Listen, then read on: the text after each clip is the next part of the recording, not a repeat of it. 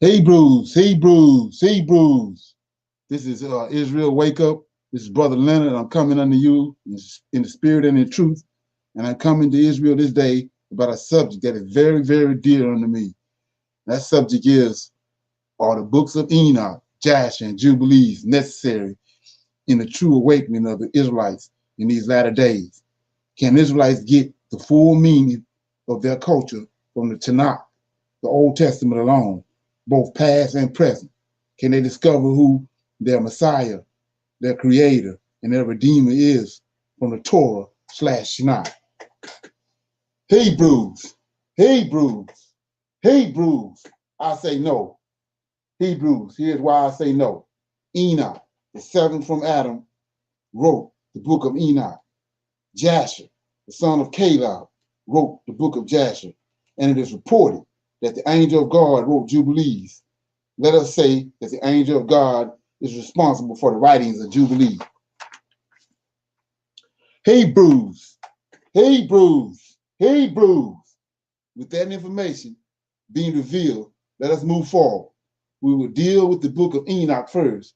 We will deal with the reasoning behind the Creator bringing forth the book of Enoch.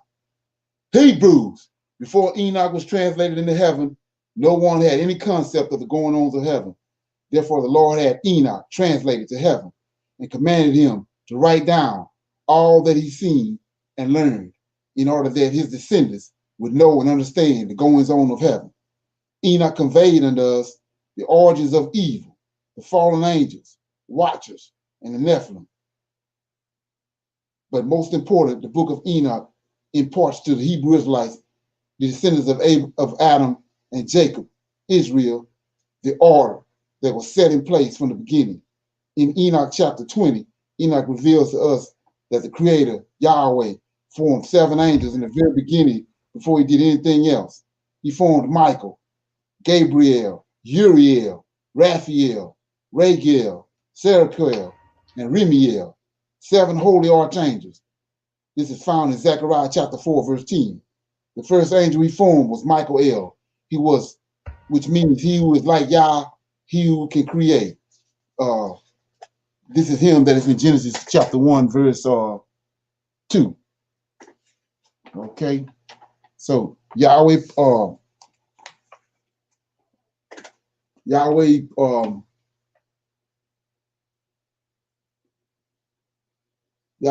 this archangel over his Yahweh placed this archangel Michael over his host, the Lord of hosts, in Isaiah 44, verse 6.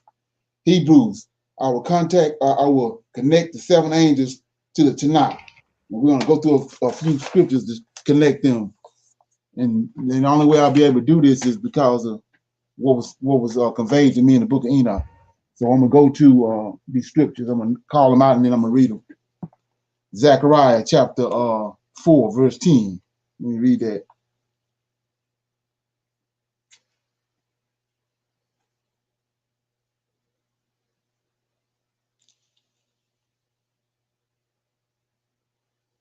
You have to bear with me. Zechariah 4, verse 10 says, for who have despised the day of small things, for they shall rejoice and see the plummet in the hands of Zerubbabel with those 7. They are the eyes of the Lord, which run to and fro through the whole earth. So what Zechariah is identifying right here is that Zerubbabel is going to come back from Babylon, and he's going to use, the Lord of hosts is going to use use Zerubbabel to rebuild Solomon's temple. But he's going to be assisted by these 7 angels right here, which and nobody seems to know. So I'm in Ezekiel chapter 9.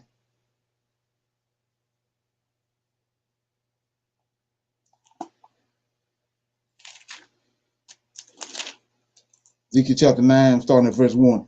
And he cried also in mine ears with a loud voice, saying, cause them that have charge over the city to draw near, every man with his destroying weapon in his hand. It says, and behold, 6 men came from the way of the higher gate, which lieth toward the north, and every man had slaughter weapon in his hand. And one man among them was clothed with linen, with a writer's inkhorn by his side, and they went in and stood beside the brazen altar. So what you in verse 1, you would assume that these are regular men, but when you read a little further, you come to find out that these are these same 7 angels that was revealed to Enoch in the book of Enoch when he was taken up to heaven. And so 6 plus 1 is 7. Okay, and we're going to go to Isaiah chapter 11.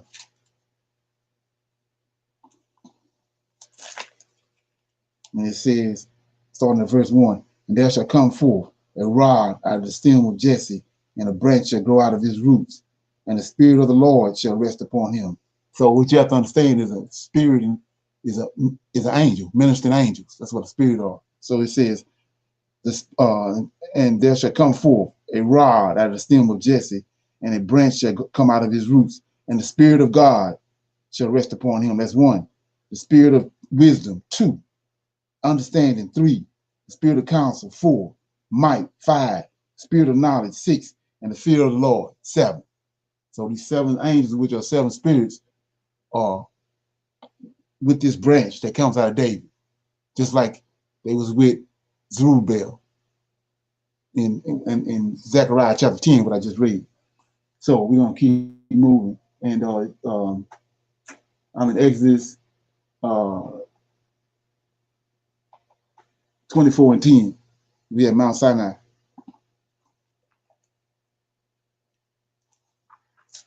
And so, like I said, a lot of this stuff is not revealed because we don't have an understanding of what happened in the beginning, because of the book of Enoch was taken away from us. So Exodus chapter 24, verse 10, this is when the elders of Israel and Moses was commanded to come up on Mount Sinai in the cloud. So it says, I'm starting at verse 9, but I'm going to verse 10. Then went up Moses and Aaron and Naboth and Abijah and the 70 of the elders of Israel, and they saw the God of Israel, Yahweh, and there was under his feet, as it were, a paved work of sapphire stone, and as it were, the body of heaven in its clearness. So what that's conveying to you and telling you is that Yahweh and these 7 angels that Enoch was revealed to Enoch in the book of Enoch was up on Mount Sinai, and Moses, Joshua, and these 70 elders is what they saw. They saw the Most High's order that he brought forth in the very beginning. He's standing there in front of them. Okay, and so I'm going to show you Yahweh right quick in Genesis 1:26. Well, I'm gonna show you Genesis 1:26. The reason being that is conveyed to us in Genesis 1:26 and in Genesis 11:7. Why they saying we? Why we is being used in the verse?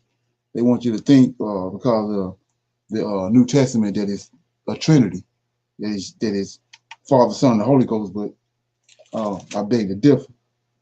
So I'm in Genesis 1:26, and it says, and God said, Yahweh said, let us make man in our image, after our likeness, and let them have dominion over the fish of the sea, over the fowls of the air, and over cattle, and over all the earth, and over every creeping thing that creepeth upon the earth. So we see right here, with the proper understanding and with the information we see from Enoch, that the we in this verse and the us in this verse is talking to the Creator, God, Yahweh, and these 7 angels that he created.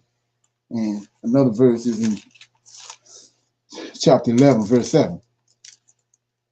It's at the Tower of Babel. It says, I'm going to start at verse 5.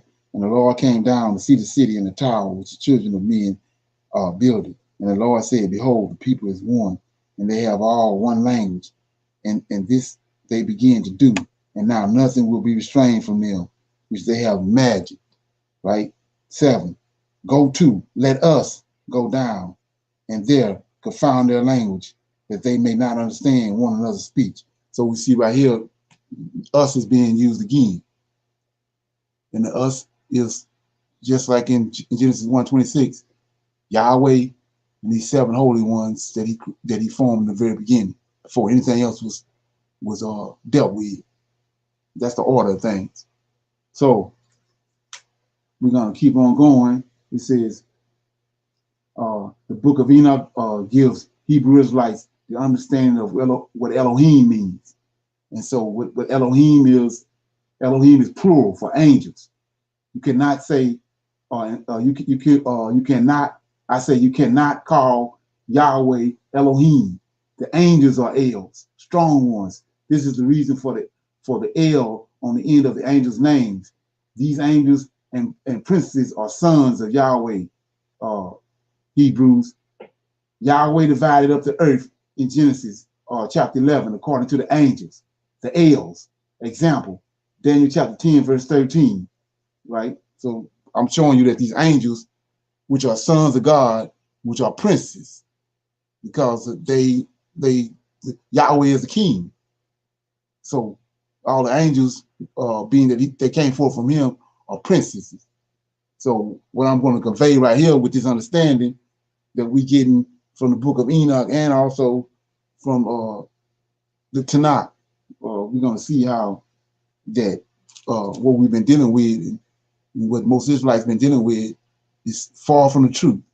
So I'm in Daniel chapter, let me get it. Daniel chapter 10. We're going somewhere with this. So it says in Daniel chapter 10, verse 13, but the prince of the kingdom of Persia withstood me 120 days, but lo, Michael, one of the chief princes, came to help me and remained there with me with the kings of Persia. Okay, so this is what I'm just reading now is Gabriel is revealing this to Daniel, and he's bringing up the fact that it's a prince, an angel that's over Persia. And so what you begin to understand is that, like I said, in Genesis chapter 11, the earth was divided up by the angels. And each one of them got a allotment, a portion of the land on the earth. And so they princes. And so with that understanding, we're going to go to Daniel chapter 21, to 10 and 21. And it says, Gabriel is talking to Daniel. He's revealing something to Daniel, and he says in verse 21, but I will show thee that which is noted in the scriptures of truth, and there is none that holdeth with me in these things but Michael, your prince. So they all prince, right? They all sons of God. Gabriel is the angel that brings forth understanding. So he's conveying to Daniel what he has seen by the river. And he's telling Daniel he's a prince as well as Michael. And he's telling Daniel that he's going to reveal to him the things of what's going on with him. But Michael, your prince. So what is that telling us? That Daniel is an Israelite. And so if Daniel is Israelite and Michael is his prince, then Michael is a strong one. It's a prince, a strong one, an El that's over Israel. So what Gabriel is conveying us when you rightly divide it, he's telling Daniel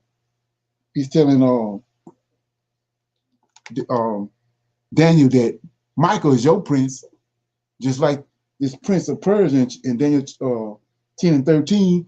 He's the strong one that's over Persia. Well, and then in 10:21, Gabriel is telling Daniel that Michael is your prince. He's over the Israelites. He's the strong one that's over Israel. And so we know strong one is El. El is a princess. El is an angel. So it's not Yahweh that's over Israel. And just to back that up, we're going to go to Exodus chapter 23 right quick to make all this stuff plain, connect the dots as we go. Okay, so I'm in 23, chapter 23, and what's going on is the Israelites had been taken out of Egypt. They're at Mount Sinai, And Moses that went up on Mount Sinai, he's talking to the Creator, Yahweh.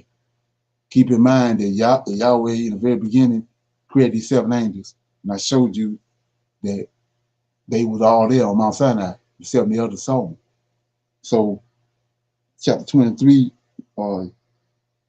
he's talking to Moses on Mount Sinai, and I'm gonna pick it up in verse 20. And he's about to tell him about who's going to be over Israel and who's leading Israel, which was already conveyed to us in Daniel chapter 10 and 21. He says, "Behold, I send an angel before thee to keep thee in the way, to bring thee into the place which I have prepared. Beware of him, obey his voice, obey the angel's voice." Yahweh is not there. Yahweh up in heaven. So he tells him, obey him, beware of him, obey his voice, provoke him not, for he will not pardon your transgressions, for my name is in him. But if thou wilt indeed obey his voice and do all that I speak, then will I be an enemy unto thine enemies and an adversary unto thine adversaries. For mine angel, this is Yahweh talking, for mine angel shall go before thee, bring thee into the Amorites, the Hittites, and the Perizzites, the Canaanites, the Hittites, the Jebusites, and I will cut them off. So this angel is cutting them off.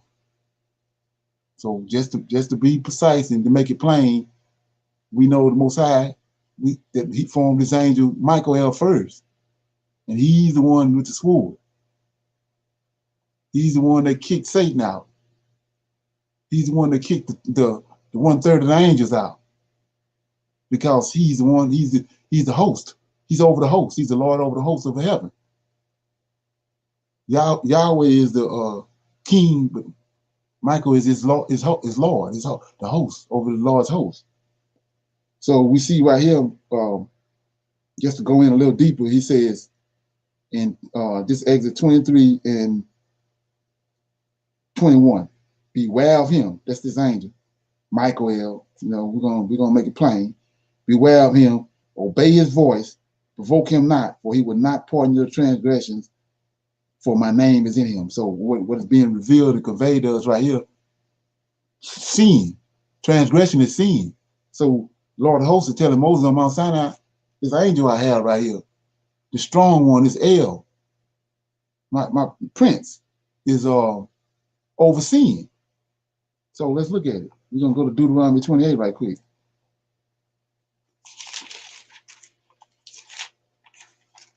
Deuteronomy 28. And we'll pick it up in verse 15. Every Israelite that consider himself awakened should know about the curses, because these curses is what identify us in these latter days on who the real Israelites are. Because these curses, whoever these curses fall upon, they're gonna fall upon these curses. That whoever they fall upon is the Israelites, and we already discovered that. So we was told in Deuteronomy, in Exodus chapter 23 and 21, that he commanded Moses to tell the children of Israel to obey this angel's voice. So we in Deuteronomy 28:15. But it shall come to pass, if thou wilt not hearken unto the voice of the Lord thy God. Well, we know from Exodus 23 and 20 that it's an angel, and he told them to obey his voice, because he's the one that's on the earth. Yahweh is up in the heavens of heaven. And during the time of Genesis chapter 11, when the earth was being divided up by these angels, these princes, these 7 princes, this angel right here, angel of the Lord, the first one that he formed, was given Mount Zion in that region around there. That's why when Moses came to Mount Sinai, when he left Egypt and was wandering in the wilderness, it tells you, we're going to read it right quick, because I don't want you to think I'm making all this up. So we're in chapter 3 of Exodus, right quick. It says, now Moses kept the flock of Jethro, his father-in-law, priest of Midian, and he led the flock to the backside of the desert and came to the mountain of God, even to Horeb. And the angel of the Lord appeared unto him in a flame of fire out of the midst of the bush. And he looked, and behold, the bush burned with fire, but the bush was not consumed. So what we're looking at is, we see we've been blinded by the New Testament, and we read that, we don't see that it's telling you it's an angel there. Yahweh not there. So we're gonna keep going because it's a debate raging too that, you know, we've been summoned that, you know, that we can't. There's a lot of Israelites that got a problem with the fact that these angels are being worshipped. But if you go back to the book of Enoch, he tells you they holy. These seven that he formed is holy. So it says, and Moses, chapter 3, verse 3 of Exodus, and Moses said, I was now turned aside to see this great sight, while the bush is not burnt. And when the Lord saw that he turned aside to see, God called on him out of the midst of the bush and said, Moses, Moses. And he said, Here I am. And he said, Draw nigh hither, pull off thy shoes from off thy feet, for the place wherein thou standest is holy ground. So what's going on? Well, these seven angels are holy. And so because he's there, the ground is holy. So Moses got to take off his shoes. And he has to pay respect and homage to this angel. We see in verse 2, it says the angel of the Lord appeared unto him. It's not something I made up. It's right there in the scriptures. It's just that I understand it's been skewed because of what has happened to us. And as we go into this, we're gonna see why it's skewed. So I'm gonna keep on moving, and it says, okay, let me keep going with this. So we're gonna keep going with this, and it says, Hebrews. Without the information in the book of Enoch, we as Hebrew Israelites would have a limited understanding of the Tanakh. Every Hebrew Israelite isn't tasked to do this work. This is a great work, Hebrews. So with that being said, let me keep moving forward. It says, before releasing you from the book of Enoch, let me inform you about a prophecy conveyed to us as Hebrews in the last days by Enoch. And it's in Enoch, let me get that. It's in Enoch chapter 104. Yeah, it's you know, I coming across a bunch of Israelites that seem to have the understanding that you know, our information been tampered with, and it was prophesied to us by the prophets, but it was also prophesied to us by our father Abraham, because of, like I was saying earlier before when I started the class, he was taken up, and before that, nobody had no understanding of heaven. Mankind had no understanding of heaven, so the Most High saw that he needed to bring Enoch up, and he conveyed Enoch all that he saw in heaven, and Enoch wrote it all down. This is the reason he's called the scribe of heaven. So how can he write something down, but he don't have a book? It don't make no sense. So I'm in Enoch chapter 104. I'm gonna read verses 10 through 13. Okay. And now I know this mystery, that sinners will alter and pervert the words of righteousness in many ways, and will speak wicked words and lie and practice great deceit and write books concerning their words. But when they write down all my words truthfully in their languages and do not change or omit any of my words, but write them all down truthfully, all that I first testified concerning them. 12. Then I know another mystery, that books will be given to the righteous and the wise to produce joy and righteousness and much wisdom. And to them books shall be given, and they shall believe them and rejoice over them. And then all the righteous who have learned from them all the paths of righteousness shall be paid back. So what is Enoch conveying to us? He said that they was going to alter with our books and tamper our books and pervert them and pervert the understanding. But at the very end, just like Exodus 24, 44, 1 through 5 said, the Most High was going to come out in the last days and pour his spirit out on us. And he was going to, that information was going to come back to us in the latter days. He was going to get that information. He's going to bring those books back. to us, and we're going to get it. So let me read that right quick. I'm in Isaiah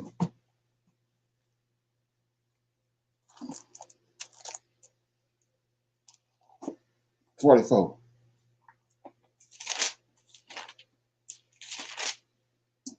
Yet now hear, O Jacob, my servant, and Israel, whom I have chosen.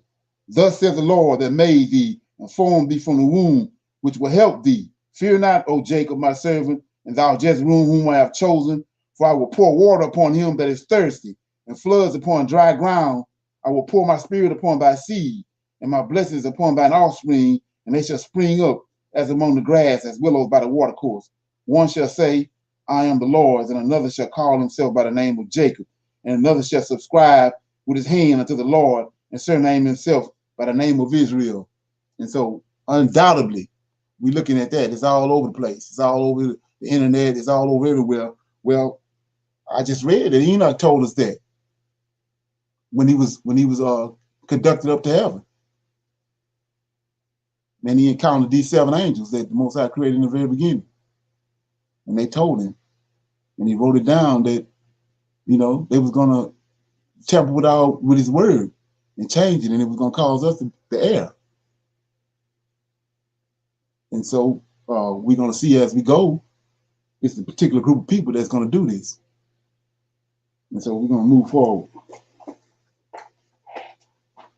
Okay, so I'm gonna read from being that the 3 books in question is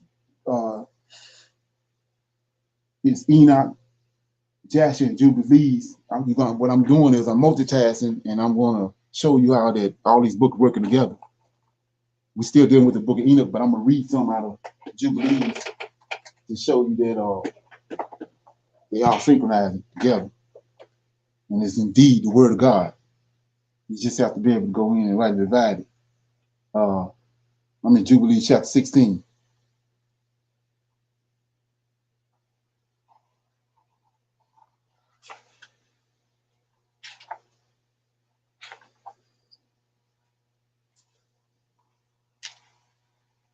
It says you have to bear with me, and there are books all over the place. Okay. So I'm in Genesis chapter 16. I'm reading from 15 until 31. So it says, in the 6th year, 4th week, we came to Abraham at the well of Oath, and we appeared unto him. So keep in mind that I'm saying the well of Oath. We're gonna keep that in mind because of what the main thing Enoch conveyed to us that we've been thrown off on is the fact that it's 7 angels that was in the beginning, right? So he can't create all of them at one time. So he created them one at a time. And the first one he created was Michael. Remember that. So I'm in chapter 16, verse 15. In the 6th year of the 4th week, we came to Abraham at the well of Oath, and we appeared unto him. We, back to Genesis 1:26. Let us, in Genesis chapter 11, verse 7, let us go down and see what man done. Now all this stuff is adding up. You can't rightly divide the word of the Lord in these last days without these books. You know, if you can't see that, there's something wrong. So in the 6th year of the 4th week, we came to Abraham at the well of Oath, and we appeared to him.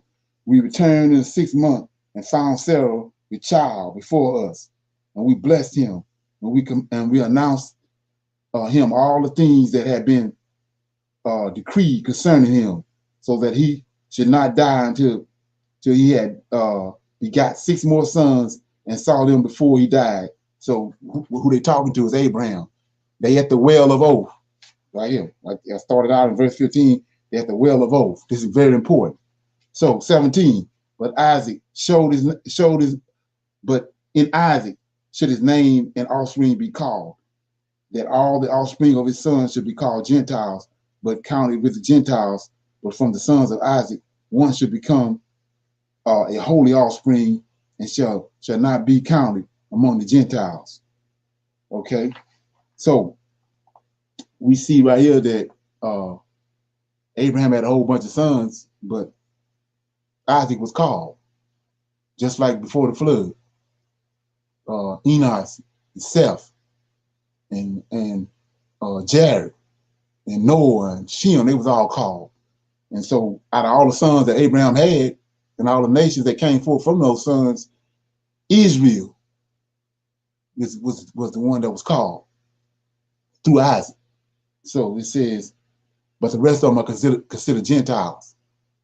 So 18 says, for he should become a portion of the Most High, and all his offspring, and all his offspring have fallen into possession of God, that they should be to the Lord a people for his possession above all nations, and that they should become a kingdom and priest and a holy nation. We went our way. We, it's talking about these seven. We went our way, and we announced to Sarah all that we had told him, and they both rejoiced with very great joy. He built there an altar. This is where it's going in at.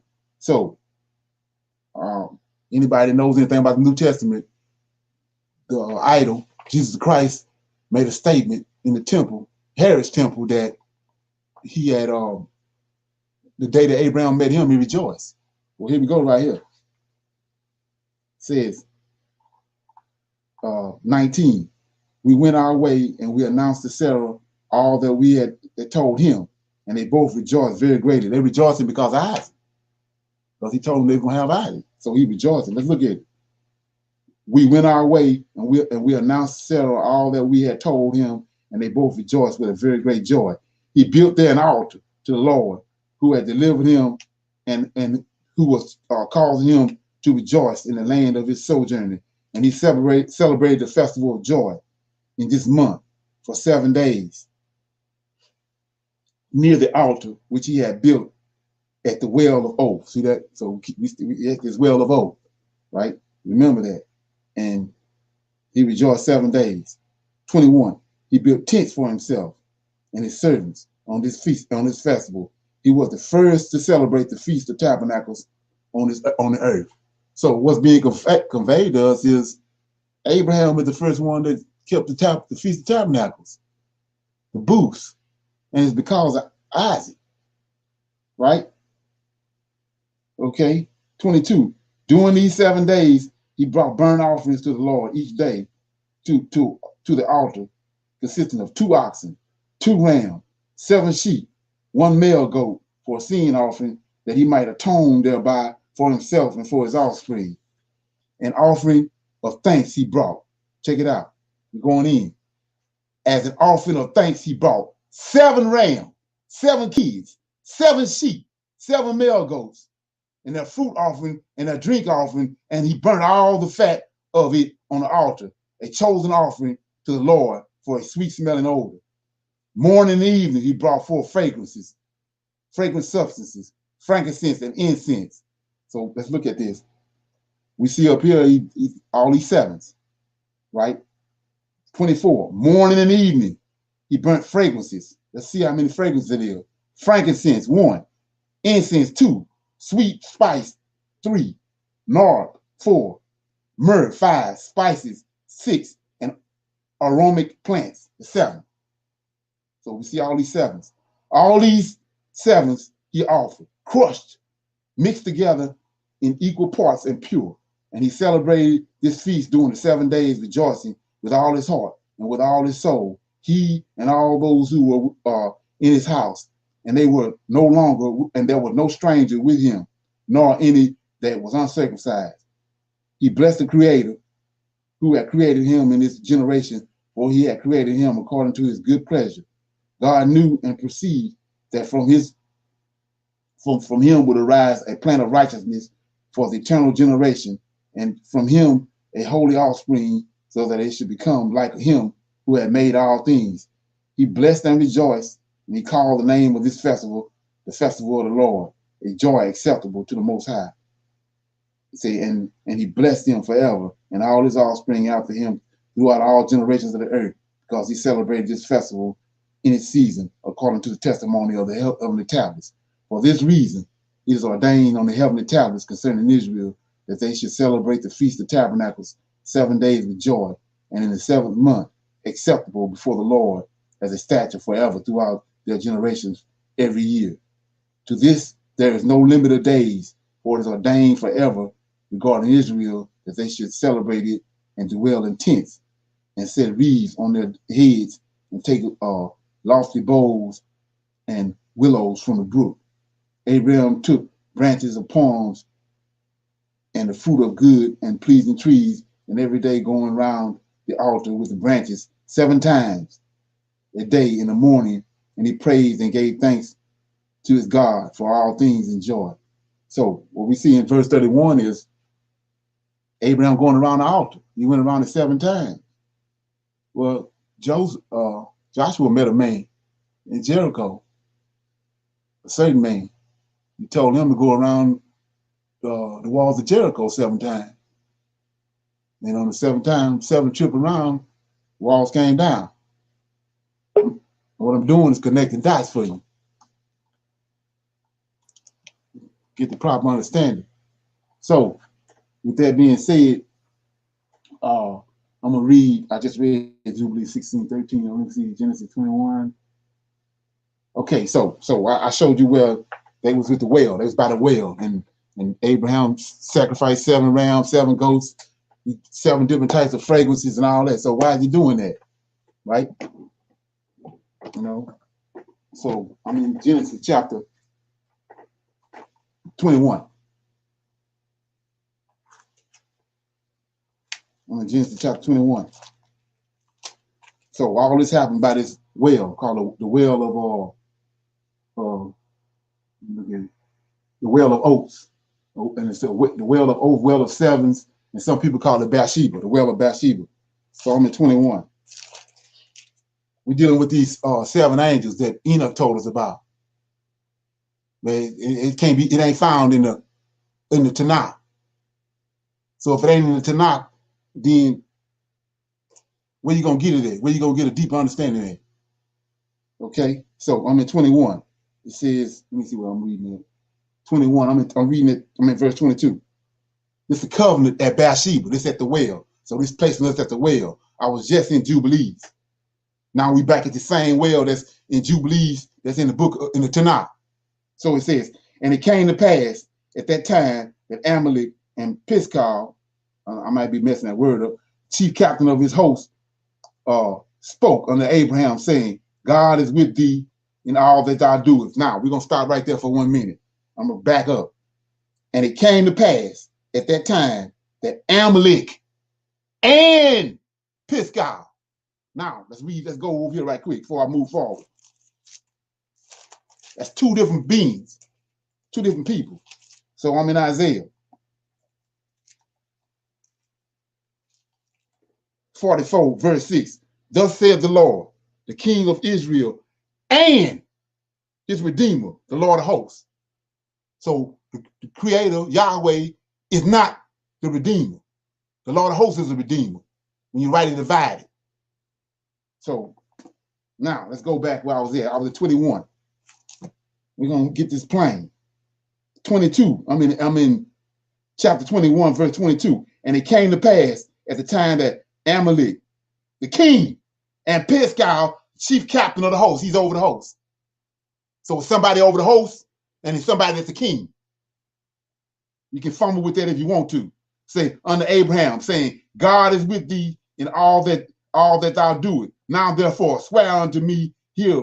Yeah, I'm in the right place. So now therefore swear unto me here by God that thou wilt not deal falsely with me, nor with my sons, nor with my son's son, but according to the kindness that I have done with thee, thou shalt do unto me and into the land wherein thou hast sojourned. So what's going on is this oath that's being made at this well is between Amalek, when you know the story, and Abraham. And Amalek got his Lord of hosts there with him. We're going to find out there's some more people there too. 24. And Abraham said, I will swear. And Abraham reproved Amalek because of the well of water, which Amalek's servants had violently taken away. And Amalek said, I won't not who have done this thing. Neither did thou tell me, neither yet heard I of it, but today. And Abraham, look at this. Abraham took sheep and oxen and gave them unto Amalek, and both of them made a covenant, right? And Abraham said, 7 huge lambs of the flock by themselves. And Amalek said unto Abraham, what mean of these by these huge lambs which thou hast set by themselves? And he said, for these 7 huge lambs shall I take under my hand, and they may be as a witness unto me that I have dug this well. Why is he taking 7 male lambs? 7 angels right here that Enoch told us about. That's not in the Tanakh. He got these 7 huge lambs there because they there. So what did he do in Jubilees? He sacrificed 7 goats, 7 rams, 7 types of frankincense. Why is he doing that? Okay, says, and he said, for these 7 huge lambs shall I take to of my hand, that thou mayest be a witness unto me that I have dug this well. Wherefore he called that place Beersheba, which means 7. So Enoch ain't just talking out his neck. Okay, so it says, then Amalek rose up, and Pascal, the chief or the captain of his host, and Pisgah, the chief or the captain of his host, and they returned into the land of the Philistines. And Abraham planted a grove in Beersheba and called there the name of the Lord, the everlasting God. And Abraham sojourned in the Philistines' land many days. Okay, so we see what's going on now. He got 7 male lambs because these 7 angels there. I showed you all over the over the Tanakh where they was in Zechariah chapter 10. I showed you where they was in Ezekiel chapter 1. Who knows that? Do the Tanakh convey that to us? Our enemies are taking it out. And so it's conveyed to us. The book of Enoch came down like he promised us through Enoch that he was going to bring those books back to us. And it was going to give us enlightenment and wisdom. And we was going to rejoice over them, not cast them off. Okay? Shalom. So with that being said, I'm going to open it up. I just finished the book of Enoch. We're going to, like I said before we started, we're going to stick on the topic. Anybody have any questions about what I just conveyed about the book of Enoch? I do. Can you hear me? What you got? Shalom, everyone. I know that you were reading out of Exodus 23 earlier, and then you just read in Enoch about the sacrifices and all that good stuff. I was reading in the Britain Septuagint. I was reading Exodus 23 in the Britain Septuagint, and I see now how wicked the KJV is, because the Britain Septuagint has a completely different commentary as it relates to Exodus 23. Starting at verse 14, it's the Most High talking, and he's telling you plainly that the sacrifices belong to him. I'll read it. It says, keep ye a feast to me 3 times in the year. Take heed to keep feast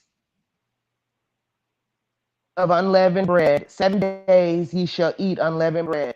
As I charge thee in the season of the month of the new corn, for in it thou comest out of Egypt. Thou shalt not appear before me empty, and thou shalt keep the feast of the harvest of first fruits of thy labors, whatsoever thou shalt have sown in thy field, and the feast of completion at the end of the year, in the gathering in of thy fruits out of thy field. 3 times in a year shall all the males appear before the Lord thy God. For when I shall have cast out the nations from before thee, and shall have widened thy borders, thou shalt not offer the blood for my sacrifice with leaven, neither must the fat of thy feast abide till the morning. Thou shalt bring the first offerings of the first fruits of thy land into the house of the Lord thy God. Thou shalt not seethe a lamb in its mother's milk. And behold, I send my angel before thy face, that he may keep thee in the way, that he may bring thee into the land which I have prepared for thee. Take heed to thyself and hearken to him and disobey him not, for he will not give way to thee, for my name is on him. If ye will indeed hear my voice, and if thou wilt do all the things I shall charge thee with, and keep my covenant, ye shall be to me a peculiar people above all nations, for the whole earth is mine, and shall be to me a royal priesthood and a holy nation. These words shall ye speak to the children of Israel. If ye shall indeed hear my voice and do all the things I shall tell thee, I will be an enemy to thine enemies and an adversary to thy adversaries. For my angel go as thy leader and shall bring thee to the Amorite and the Chittite and the Pharisite and the Canaanite and the Gershite and the Evite and the Jebusite, and I will destroy them. Thou shalt not worship their gods nor serve them. Thou shalt not do according to their works, but shall utterly destroy them and break to pieces their pillars. And thou shalt serve the Lord thy God, and I will bless thy bread and thy wine and thy water, and will turn away sickness from you. There shall not be on thy land one that is impotent or barren. I will surely fulfill the number of thy days. Now, I stopped right there, and I stopped at I finished verse 26. But that's the Most High talking. He's saying that all of it belongs to him. And if you read down further, he tells you he's the king of the earth, and he tells you that the angel Michael that he's going to send is our leader. And he says that it all belongs to him. And the precept to that is going to be Jubilees chapter 15, where he says that he put angels, that he gave the other nations over, but for Israel, he kept Israel for himself. That's all. Okay, well, the answer to that is, didn't he say that he's in heaven and Michael's on earth? And he proclaimed, when you rightly divide understanding, that he says that that the Lord of hosts is the God of the whole earth. He's in heaven. He told Moses on Mount Sinai, he told Aaron and Miriam, only Moses have I talked to face. So that right there, I mean, if you're looking for something, there it is right there. When you understand what's rightly going on, he's talking, which is true. But Michael the one doing it. Same thing the Pharaoh said. The Israelites, this thinking like a Hebrew. They understand that. They understood that. That's been skewed from us. When he said, in the same place you just read, he said, I'm gonna send my fear before you. So who is this fear? Michael. You got to understand that. I read. He said he's going to send his angel. Right, I'm giving you an example. So, which is his fear? Huh? Yeah, Michael is his fear. So Michael's there at the burning bush. He told him to take his shoes off. Who there? Michael there. Y'all not there. That's what people are understanding. So, but he's saying that it all belongs to him. It goes to him. It does. Sacrifice, the worship, all of it goes to him. That's right, it does. But these seven angels is part of him. They made a fire too. They're part of him. You have to understand. There's a proper understanding of that. Right. They so when Cain was taken off the altar, when Cain came to make his offering, who refused his offering? Who refused Cain's offering?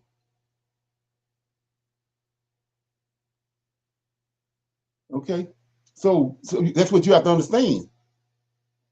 When, like I said, he tells you, if the Most High can't lie, and what you read is the truth, he said, only Moses I talk to face to face. So that's the plumb line. When you rightly divide it, you come to find out it's the angel that's there. Deuteronomy 15. Deuteronomy chapter 28, verse 15. He says, because you did not obey the voice of the Lord thy God. Well, Yahweh wasn't talking to them. He told us in Deuteronomy 23 and 20 that the angels obey the angel voice. My name is in him. He's leading you. He ain't nowhere to be found.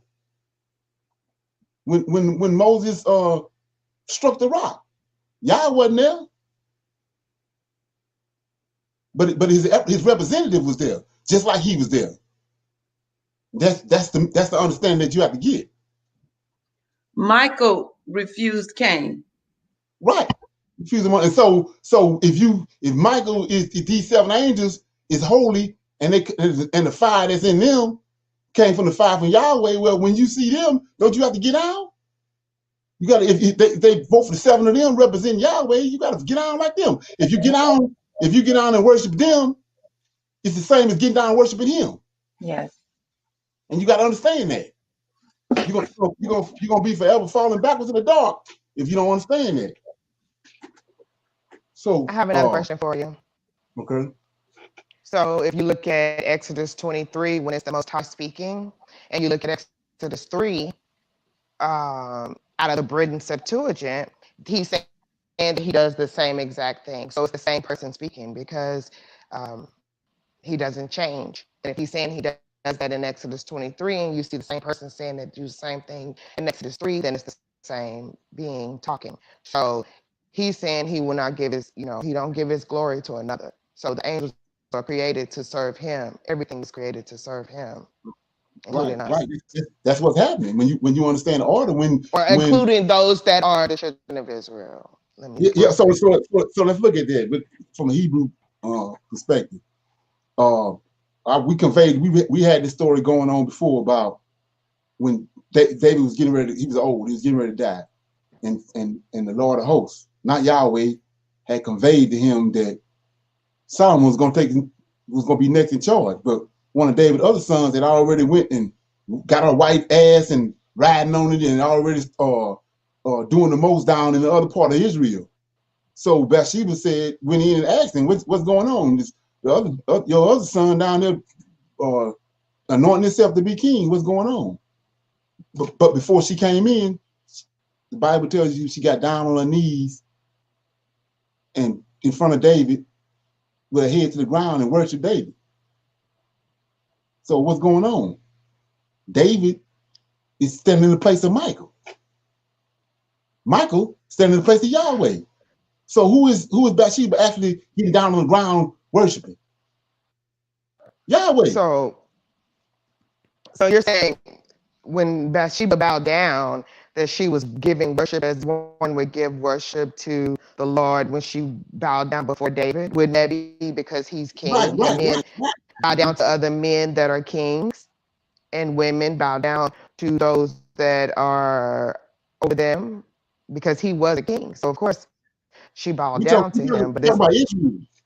We're not talking about other nations. We're not talking about other nations. We're talking about Israel. So the king is standing in the king of Israel is standing in the place of Michael. Michael standing in the place of Yah. So when she see that authority, she bowing down to the authority, which is an order to it. David standing there, and Michael standing behind him, and Yah behind Michael. So in actuality, she bowing down to the Lord Yahweh, because it's a power structure that's causing them to get down to the ground. You have to understand that if you don't look at it that way, you're looking at you're gonna get crossed up. That's the order. That's why you're getting down on the ground. It's the same. It's the same thing with a wicked king. He got a Lord like Nebuchadnezzar. Nebuchadnezzar had Nebuchadnezzar. Well, if you trying to show favoritism to Nebuchadnezzar, you think you're gonna act a clown in front of Nebuchadnezzar? Because Nebuchadnezzar gonna tell Nebuchadnezzar, and then he gonna tell Nebuchadnezzar to do something to you. So if you're trying to please Nebuchadnezzar, then you gotta please Nebuchadnezzar. That's the order of things. That's what it's like I said. Then what you have to understand at the gate is truths, and the inevitable truth is that Yahweh only talked to Moses on Mount Sinai. Everybody else talking to his Lord of hosts. So I don't want to get ahead of myself, but you know, I noticed in the last couple of months or so that you know, which is I've been had a Septuagint from way back in the day. I had a Septuagint, and so it's light being shined on the Septuagint. So let's look at that. I'm gonna give it first, and now I'm gonna give an analysis of Jesus. Jesus is, you know, people, you can show them, and I've been doing this for Most High and gave me skill to break stuff down. So I can break it down to them and they see all that. But in Jesus, is, you know, it's all garbage all around him, but he good. He holy. But, you know, they see all the garbage around him, but they keep trying to make him holy. So it's the same thing with this, what we're dealing with now. Most High then cast his people off. And I just read where he told you they was going to change and pervert and skew everything. That's not everything, but the Septuagint. The Septuagint skewed too. So how are we gonna find our way through this maze? The Spirit of the Most High. The Spirit of the Most High. You can go in. You can go in and rightly divide it. And so that job is not for everybody. You can't rely on one book. You can't rely on one book. You know, just because then that's somebody that comes along with one you know, tunnel vision. Really, what it is tunnel vision, because I dealt with that 15 years ago, and the Most High showed it to me. Everything been skewed. So let's look at it. Like I said, all the stuff around JC is garbage. So an intelligent person would know he garbage. So this, if the Most High tore the temple down, took the Ark of the Covenant, and ran Israelites out of the land, scattered them all over the world, the books just stayed there. His books just laid there on the ground and stayed holy. No, he told us through Enoch and through the prophets they was gonna skew the books too. Not all of them, but the Septuagint, all of them. And so we read that when he brought Ezra on the scene, he says Ezra was skilled in the law of the Lord. What made him skilled in the law of the Lord? The Spirit. These 7 angels that he got. At the proper time, he brought these 7 angels, and they started dealing with Ezra. It don't matter what book it was or where they had where his word was at. These angels took him to the word, and he rightly divided. That job ain't for everybody. It's like all the Israelites didn't go to Mount Sinai and meet Lord of Hosts on Mount Sinai. Moses did. So it's not for everybody. So anyway, so with that being said, we kind of got ahead of ourselves, but like I was saying, he scattered the Israelites, so did he scatter his word. So just like the Israelites are willows by a water course, you got to get scriptures here and scriptures there. So why you have to do that? Because that's how they hoodwinked it, through typology. They took truths here and put them over in a bunch of garbage and to make that garbage seem good. So you have to come with the Spirit of the Most High and be able to pluck those scriptures out that they put over there and put them back where they belong. Everybody don't have that skill. So first of all, the Septuagint is skewed. It's skewed. I'm gonna show you that in a minute. So anyway, anybody else got any more questions on the book of Enoch? No? Okay. So I'm going to book of Jubilees. So Hebrews. Let us proceed to the book of Jubilees and examine it. We're going to go to Deuteronomy 28. Like I was saying, I just brought this up because of the conversation in Jubilees, but I'm going to go back over it again. So I'm in 28, Deuteronomy 28. And it says,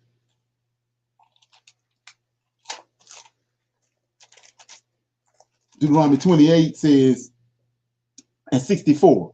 Everybody should be familiar with this. It says, the Lord shall scatter them among all people from one end of the earth even unto the other, and there thou shalt serve other gods, which neither thou nor thy fathers have known, even wood and stone. And among these nations shall I find no ease, neither shall the sole of thy feet have rest, but the Lord shall give them there a trembling of heart and a failing of eyes and a sorrow of mind. So what we see right here, the Israelites was scattered.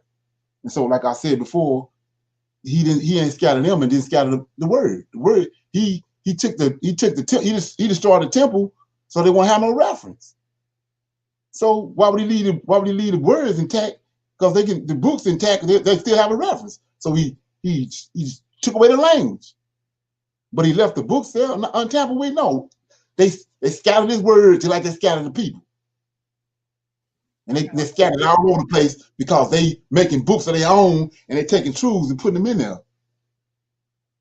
And so once you get the foundation, you can pretty much go and pick out the truth of the matter in different situations just because you got the foundation. But you gotta understand and know you got the foundation. So anyway, so with that being said, he scattered the word just like he scattered the Israelites. So now I'm in Jubilees chapter 1. We're dealing with the book of Jubilees now, and I'm proving a case and making a point about Enoch, Jasher, and Jubilees ought to be referenced and dealt with because the Most High promised us through our Holy Father Enoch that he was going to bring these books forward at the end of the days for us to get an understanding. So it says, I'm in Jubilees chapter 1. It says, I'm reading verse 1. It happened in the first year of Exodus of the children of, make sure you're on the right place. Oh no, 1. Verse 8 says, they would eat and be satisfied, and they would turn to strange gods, the gods that cannot deliver them from any of their tribulation. And this will be a witness, and this witness shall be heard for a witness against them. 9, yeah. So they will forget all my commandments, even all that I command them, and they will walk in the ways of the Gentiles. So I read, when I started dealing with the book of Jubilees, I read in 28 of Deuteronomy, chapter 28 of Deuteronomy, 64 and 65. He said, I'm going to scatter you among all the nations and there you're going to serve other gods. Well, we know from Jubilees, it ain't in the Tanakh. So we know from Jubilees 9, they will forget all my commandments, even all that I command them, and they will walk in the ways of the Gentiles. This way he sent us. We're dealing with the Gentiles, and whoever was dealing with the Tanakh don't want us to know that. So, like I said before, the Tanakh skewed. The Septuagint skewed. It's the spirit of the Most High that you're going to rightly divide it. So it says, and they will walk in the ways of the Gentiles, and after their uncleanness, and after their shame, and they would serve other gods, and these would prove to them to be an offense and a tribulation and a sickness and a trap. What's the trap? They hoodwinked the book. They hoodwinked the Most High's word that he gave to us through prophets. Enoch told us that. So 12. I will send witnesses to them that I may testify against them, but they will not hear. They will kill the witnesses. They will persecute those who seek the law, and they will abolish. See that? They will abolish and change everything but the Septuagint. Now, he says they will abolish and change everything in the law so as to work evil before my eyes, and I will hide my face from them. No, I'm gonna come out in the open and start laying hands on everybody, healing the blind, healing the sick. He said, I will hide my face from them. I will deliver them into the hands of the Gentiles. They go to Gentiles again. The Gentiles just happen to be standing there at Walmart. They don't know what's going on. So it says, I will hide my face from them, and I will deliver them into the hands of the Gentiles. They will be captured like prey for their eating. I will remove them from out of the land, and I will scatter. Look at this. This point blank. Tonight don't tell you this. I will scatter them. I just told you, we just read he's going to scatter them. In Deuteronomy 64 and 65, I will scatter them among the Gentiles. See that? Okay. Then so now I'm in Jubilee chapter 30. I'm reading out of Jubilee 30 because I'm showing you that Jubilee 30 got substance in it in reference. Leonard, where were you just reading from? That was Jubilee chapter 1, verses 8, 9, 12, and 13. Okay. So I'm in Jubilee chapter 30. So, I mean, everybody out there in YouTube world, I hope you're listening. So, 30. And I'm reading 1 through 4, hold up, 7 through 14. If there is any man in Israel who wishes to give his daughter or his sister to any man who is of the offspring of the Gentiles, he shall surely die. This is not conveyed to you no kind of way in the Tanakh. It's been skewed in the Septuagint.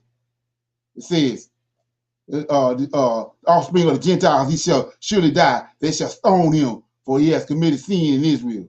So it's got to be something seriously going on that the Most High wants you stone because you dealing with a Gentile. There's something going on. So they shall stone him, for he has committed sin in Israel. They shall burn the woman. Come on now. Come on. You gotta focus in. See, he says, they shall burn the woman with fire because she has dishonored the name of the house of her father, and she has been rooted out of Israel. But do not let an adulteress or let any unclean be found in Israel throughout all the days of a generation on the earth. For Israel is holy to the Lord, and every man who has defiled it shall surely die. They shall stone him. For it has been ordained. Look at this. It has been ordained and written in the heavenly tablets regarding all the offspring of Israel. He who defiles it shall surely die. He shall be killed by stoning. There is no limit of days. Just because we got cell phones and all that don't mean you can talk to a Gentile. So he says, for it has been ordained and written in the heavenly tablets regarding all the offspring of Israel. He who defiles it shall surely die. He shall be killed by stoning. There is no limit of days for this law. There is no remission and no atonement. Say, the man who has defiled his daughter shall be rooted out from every corner of Israel, because he has given her to the offspring of Moloch, a pagan god, and worship of which involving burning the child alive, and committed impurity and defiled his child. Moses commanded the children of Israel and exhorted them not to give their daughters to the Gentiles, and not to take for their sons any of the daughters of the Gentiles, for this is abominable before the Lord. It is because of this that I have written all the deeds of the Shechemites, I don't know how to say that, which they committed against Delilah, and placed them in the let me see what I'm at. Yeah, and placed them in the words of the law for you. I have also written how the sons of Jacob spoke, saying, we will not give our daughters to the men who are uncircumcised, for that is a reproach unto us. It is a reproach to Israel that anyone takes the daughters of the Gentiles, for this is an unclean and abominable to Israel. Israel will not be free from this uncleanness if it has a wife of the daughters of the Gentile, or has given any of his daughters to a man who is of the Gentiles. So let's see who the Gentiles are, because it seems as if somebody don't know who they are. So I'm over in Genesis chapter 11. Genesis chapter 10 says, look at this, man. Okay. I'm in chapter 10.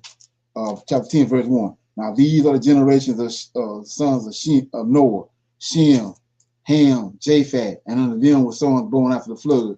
The sons of Japheth, Gomer, Magog, Midian, Javan, Tubal, Meshach, Tyrus. Sons of Gomer, Ashkenazi, Rephath, Tamagog, and the sons of Javan, Elisha, Tarshish, Kittim, and Dedum.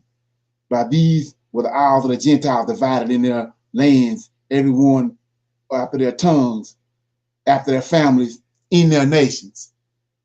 So you say, what you talking about? Well, last quote on here is in their nations. Well, let's go back to Deuteronomy quick. Make it plain. 28, 64. I read 64 and 65. Let me get it. 64 says, and the Lord shall scatter them among all people from one end of the earth even unto the other, and there thou shalt serve other gods, which neither thou nor thy fathers have known, even wood and stone. And among these nations, we know now, is the Gentiles. I'm going to go back to 10, verse 5. By these were the isles of the Gentiles divided in their lands, everyone after their tongue, after their families, in their nations. So the Gentiles got nations. It ain't just one nation. They got nations just like Abraham got nations. So we ain't got to fumble with that. We're looking right now. That's where we at. We amongst the Gentiles, the Caucasians, the Anglo-Saxons. That's where we at. That's what oppressing us. It wasn't no Chinese or no Indians on the boat. Mm-hmm. It was Anglo-Saxons. It was Edomites on the boat that's impressing us. That's oppressing us now, killing us in the streets. So we know now. Tanakh ain't telling us that, but Jubilees telling us it's the Gentiles. So you can fumble with it if you want. So we're gonna keep moving.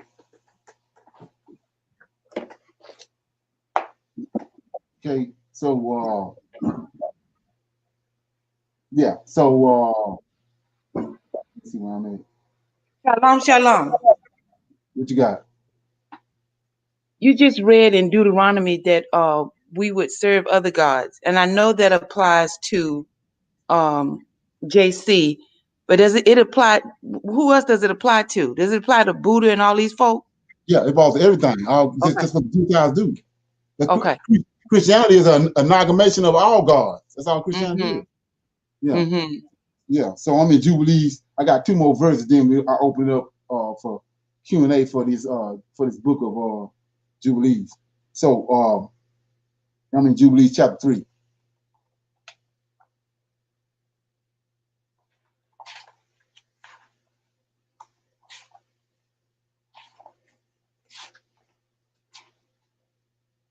Jubilees chapter 3, verse 31.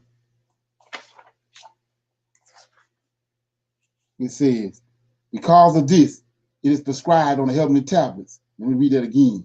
Because of this, it is prescribed on the heavenly tablets. In case you don't know where they at, these heavenly tablets in heaven.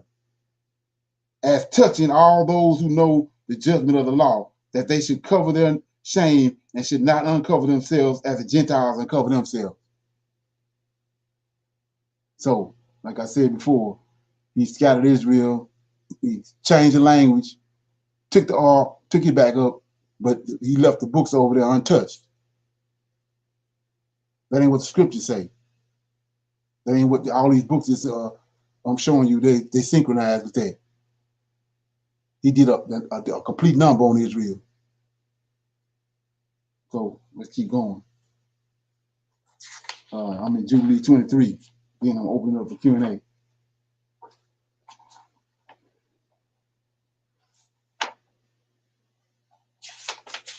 (23) and I'm reading 20 through 32. And I hope these verses right here help somebody. So 23, 20. Okay. Those who have escaped shall not return for their wickedness to the way of righteousness, but they shall all raise themselves to a high stature through deceit and wealth. It's the Gentiles. That they may eat still all that belongs to his neighbor, and they shall name the great name of God. You're looking dead at that. That's what the New Testament is. But not in truth, not in righteousness. And they shall defile the Holy of Holies with their uncleanness and corruption of their pollution. Okay. A great punishment shall come because of the deeds of this generation, and the Lord will give them over to the sword and the judgment and to slavery and to the plunder and the consume. And he will arouse the Gentiles. Come on now.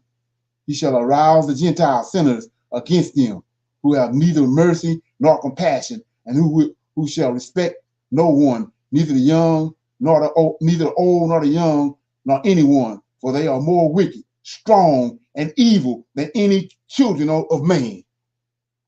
Come on. So do we have a witness for that? That the Gentiles wicked as hell? Come on. 23. They shall use violence against Israel and shall violate Jacob, and much blood shall be shed on the earth, and there shall be none to gather the dead and none to bury them. In those days they shall cry aloud and call and pray that they may be saved from the hand of the sinners, the Gentiles. But none shall be excluded, none shall be saved. The heads of the children shall be white with, let me see what I mean. The heads of the children shall be white with gray hair, and the child of 3 weeks shall appear old like a man of 100 years, and their work shall be destroyed by hardship and oppression. In those days the children shall be given to study the laws and to seek commandments and return to the path of righteousness. The days shall begin to grow many and increase among those children of men until their days draw close to 1,000 years, and to a greater number of years than before age was recorded. There shall be neither old man nor one who is aged, for all shall be the children of youth. All their days shall be full, and they shall live in peace and in joy, and there shall be neither Satan nor any evil destroyer, because all their days shall be the days of blessings and healing. And at that time the Lord will heal his servants, and they shall rise up and see great peace and drive out their adversaries. And the righteous shall understand. See that? The righteous shall understand and be thankful and rejoice forever and ever. And they shall see all their judgments and all their curses enact on their enemies, the Gentiles. Their bones shall rest in the earth, and their spirit shall have much joy. And they shall know that it is the Lord who executed judgment and shows mercy to hundreds and thousands, and to all that love him. Moses wrote these words, write them and record them on the heavenly tablets for a testimony for the generations forever. Okay, so with that being said, I hope I conveyed what I needed to convey dealing with the book of Jubilees. Any questions before we move on to book of Jasher? Anybody got any question?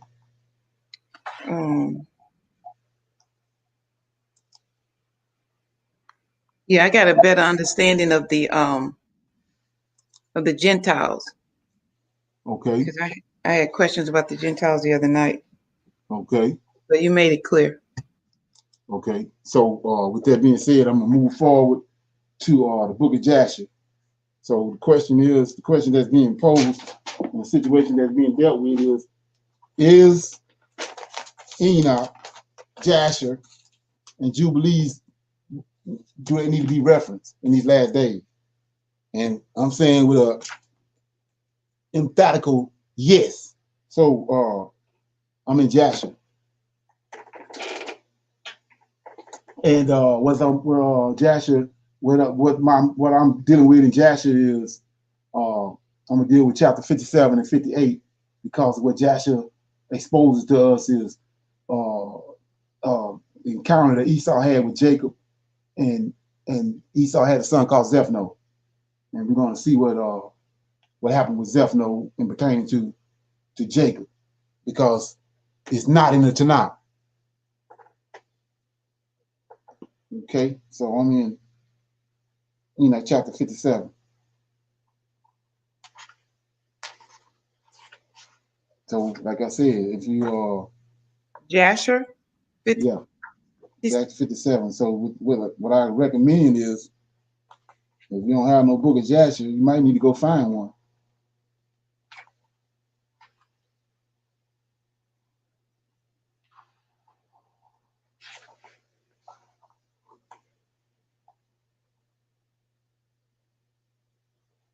Okay, give me a minute. Okay. So I'm in 57. It says, I'm gonna start reading verse 1. And it was after this that the sons of Esau waged war with the sons of Jacob, and the sons of Esau fought with the sons of Jacob in Hebron, and Esau was still lying dead and not buried. Okay, the Tanakh don't tell us that. And the battle was heavy between them, and the sons of Esau were smitten before the sons of Jacob, and the sons of Jacob slew the sons of Esau 80 men, and not one died of the people of the sons of Jacob. and the hand of Joseph prevailed over the people and the sons of Esau. And he took Zephno. Who is Zephno? Let's go to Tanakh right quick, because this is very important.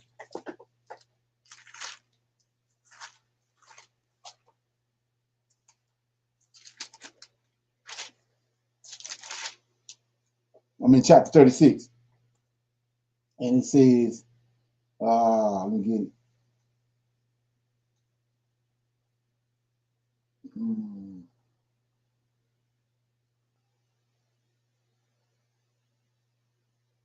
Chapter verse 36 and verse 11. And the sons of Eliphaz were Teman, Omar, Zephno, Gatam, and Kenaz. So we see right here Zephno come out of the lineage of Esau, right? So we're gonna pick this back up. I'm over here in 53, 57 of Jasher, and it says, and Joseph is the Lord of hosts of Egypt. Pharaoh is in charge, but Joseph is the Lord of hosts. And so Joseph is fighting with Esau, his brother, and he overtakes them and he captures Zephno, one of Esau's brothers, the son of Eliphaz, the son of Esau, and 50 of his men captive. And he bound them in chains. I'm gonna read that again. And he bound them in chains. See that? And gave them into the hands of his servants to bring them to Egypt.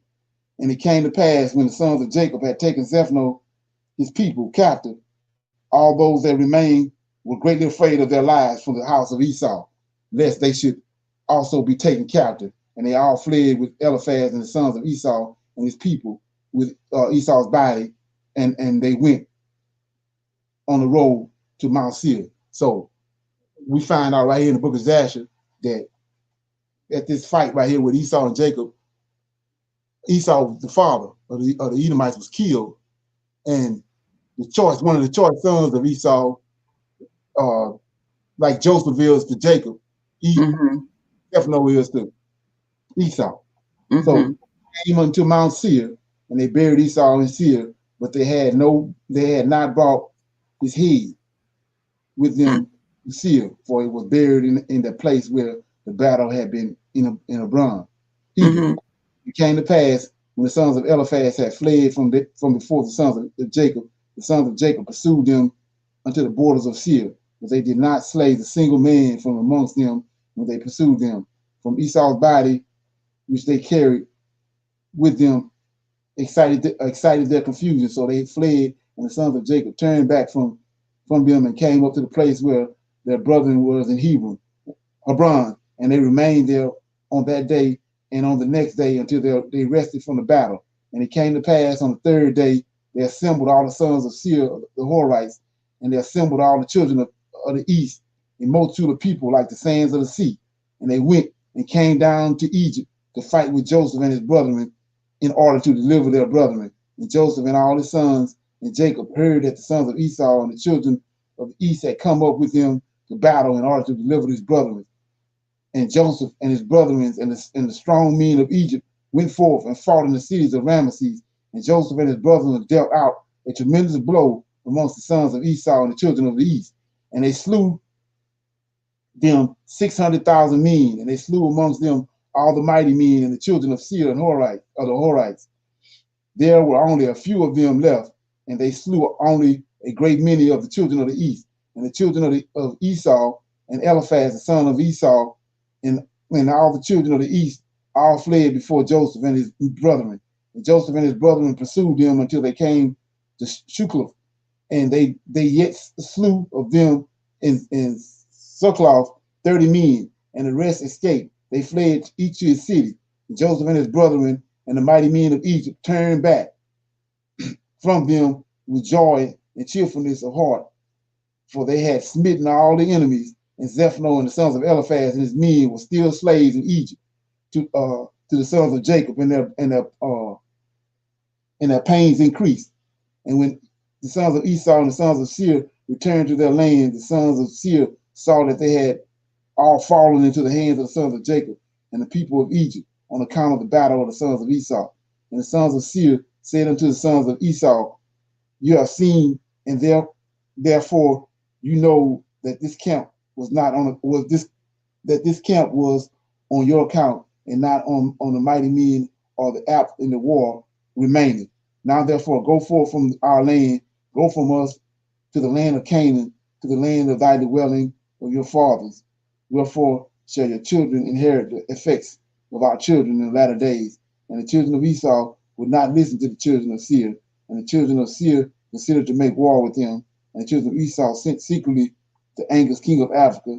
The same is Dinabah, saying, send unto us some of the men, and let them come unto us, and we will fight together with the children of Seir, the Horites, for they have resolved to fight with us and drive us away from the land.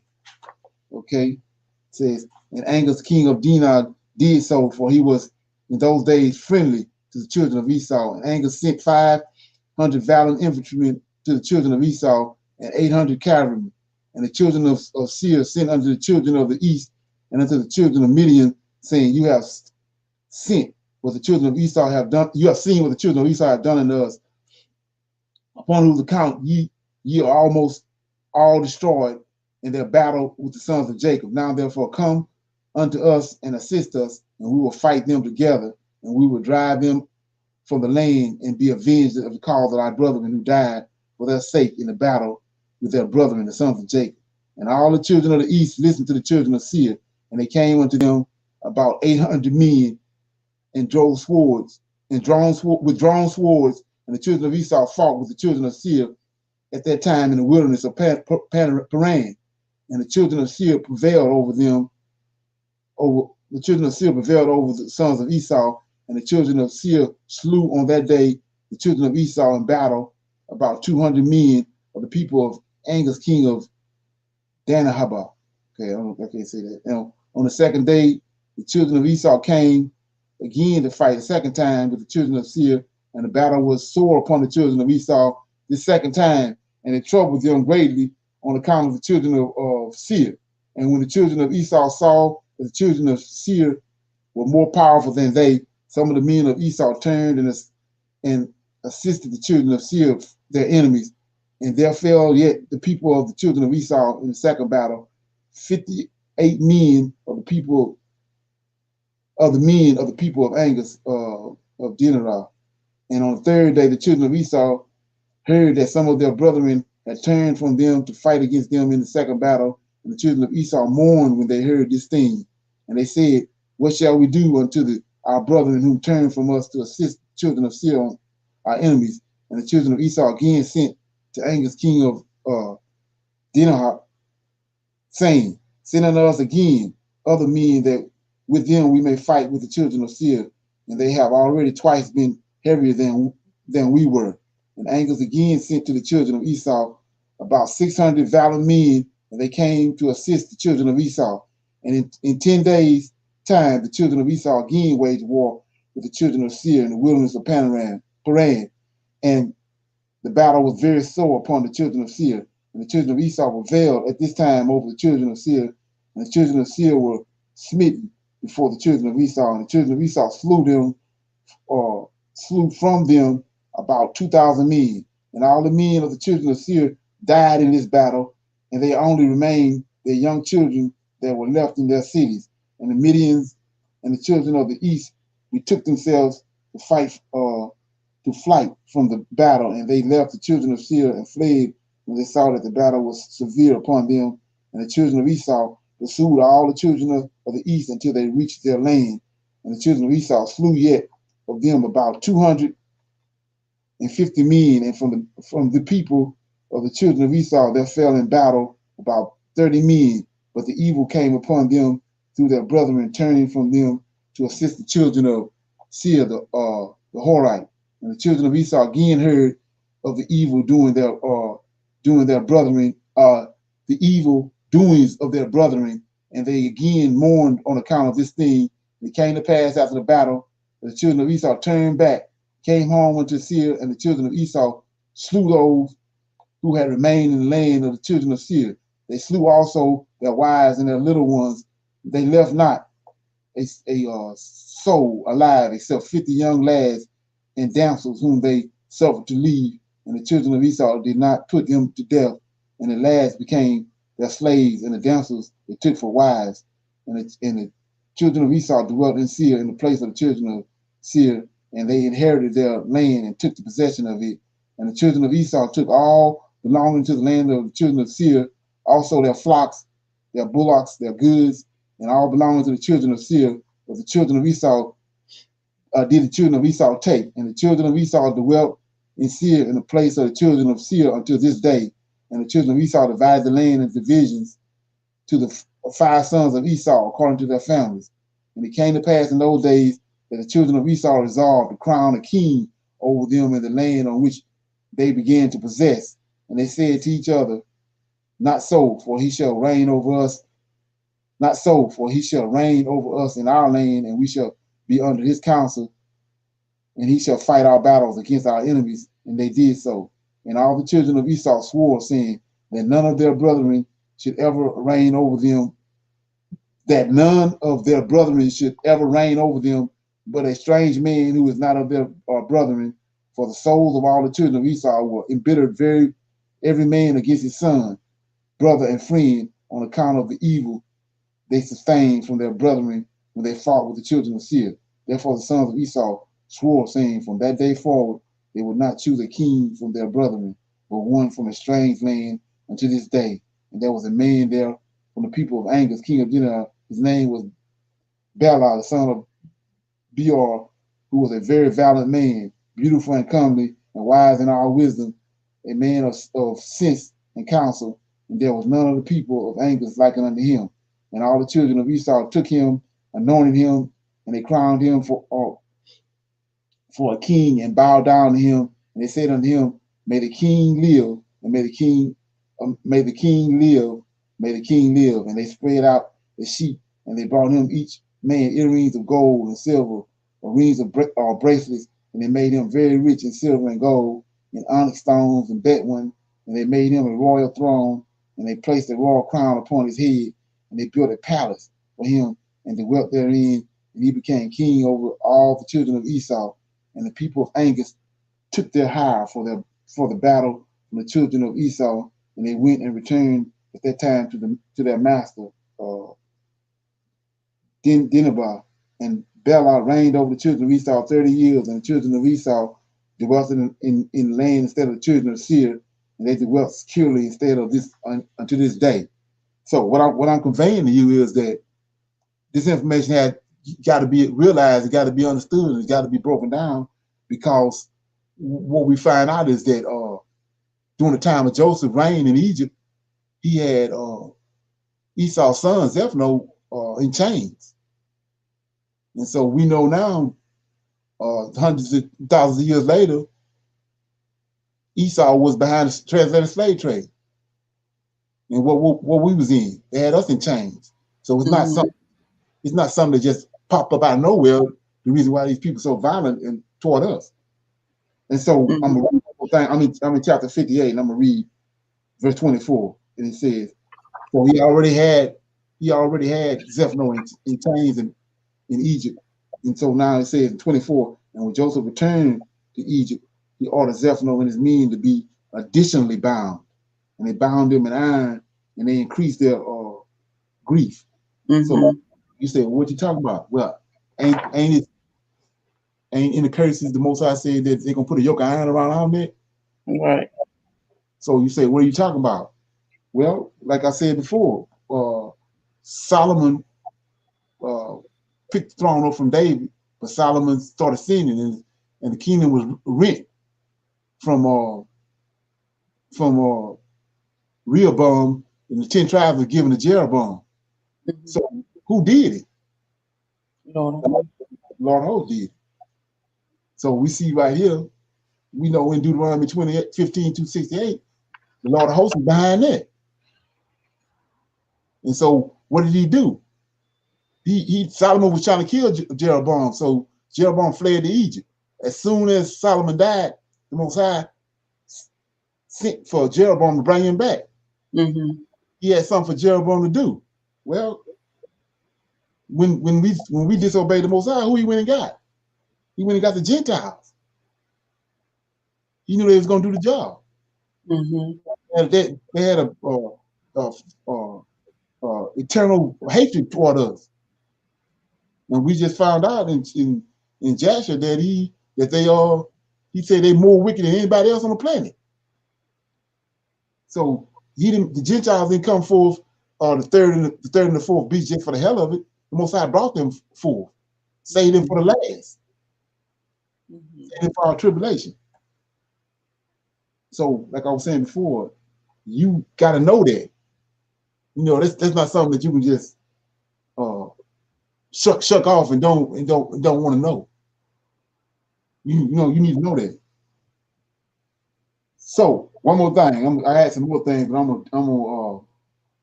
gonna deal with Jasher chapter 8, and then I'm gonna open up for Q&A. So,